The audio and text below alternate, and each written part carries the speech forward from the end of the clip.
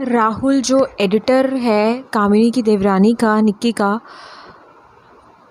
उसने ये बोला कि जिसने उसके पैसे नहीं दिए हैं 60,000 रुपये, वो 8 महीने की उसकी पेंडिंग, जो भी उसका पे है पेंडिंग 8 महीनों का है। पर यहाँ पे आज जो निक्की का वीडियो आया उसमें निक्की ने क्लियर किया कि वो अप्रैल से जो है इसके साथ इनके साथ जुड़ा हुआ है और अप्रैल से ही ये इनसे काम करवा रही हैं।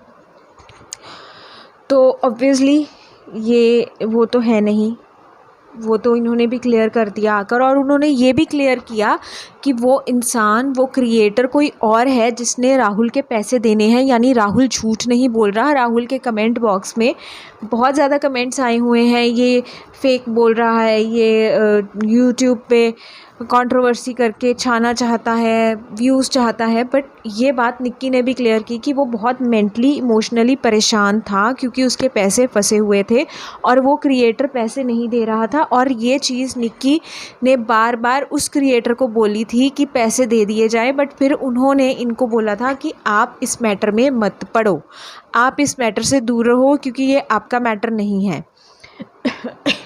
तो ये चीज़ जो है क्लियर कर दी निक्की ने। यानी एक एक चीज़ जो राहुल ने बताई है वो एक एक चीज़ बिल्कुल सच है, कोई भी उसमें झूठ नहीं है। और वो डरा हुआ है, यानी वो भी सच है। उसको धमकियां भी मिल रही हैं, धमकियां भी दी जा रही हैं। अब कुछ चीज़ें तो बहुत क्लैरिफाई के साथ निक्की ने कर दी क्लियर, बट कुछ चीज़ों में बहुत बड़े क्वेश्चन मार्क्स खुद निक्की ने ही छोड़ दिए। अगर जैसे निक्की को पता है कि कौन है जिसने राहुल के पैसे नहीं दिए हैं, तो वो कुछ और करके किसी और को बीच में डाल के, चलो कोई और क्रिएटर्स, क्योंकि इनका तो बहुत सारों के साथ है, इवेंट्स वगैरह में गए हैं, तो बहुत सारे क्रिएटर्स इनको जानते हैं, क्या वो सब बीच में पढ़कर इसका पैसा वापस नहीं दिला सकते। और एक चीज़ मुझे नहीं अच्छी लगी जो इन्होंने कही, वो ये थी कि वो भी कहीं फंसे हो सकते हैं इसलिए नहीं दे पा रहे हैं। क्या 8 महीने से कोई कहीं फंसा हुआ हो सकता है? आप उनकी साइड ले रहे हो, आप मतलब उनके लिए आप पॉजिटिव कैसे वो बोल सकते हो कि वो बंदा फंसा हुआ हो सकता है, कोई मजबूरी हो सकती है।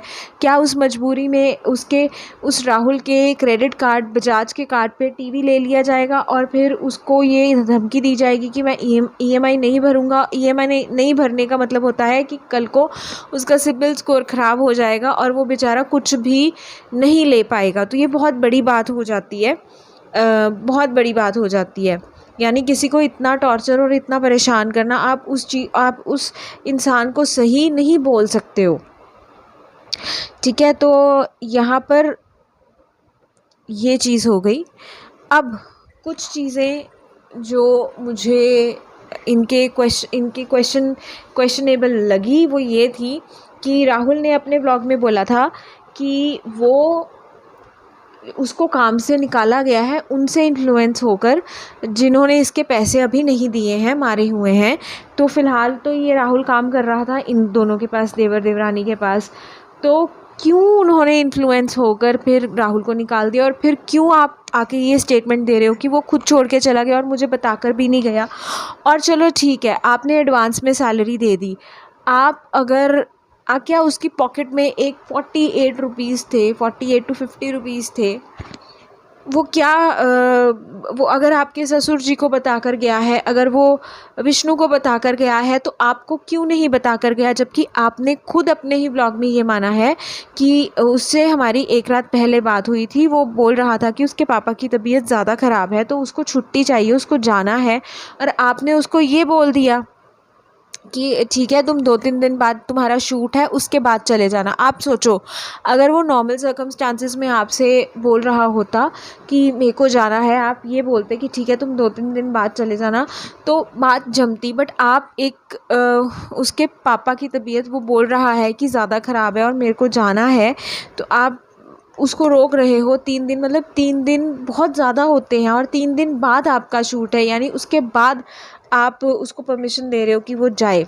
हो सकता है आपका इसी बात पे कुछ कहा-सुनी हुई हो, जिससे आपने उसको बोला हो कि हाँ ठीक है तुम काम छोड़ दो, या कुछ भी ऐसा हो सकता है, क्योंकि उसने क्लियर बोला है कि आपने, अगर वो इतनी सारी चीज़ें सच बोल रहा है और आपने भी इस चीज़ को कंफर्म किया है, तो फिर ये बात झूठ कैसे हो सकती है कि उसने बोला है कि आपने उसको निकाला है।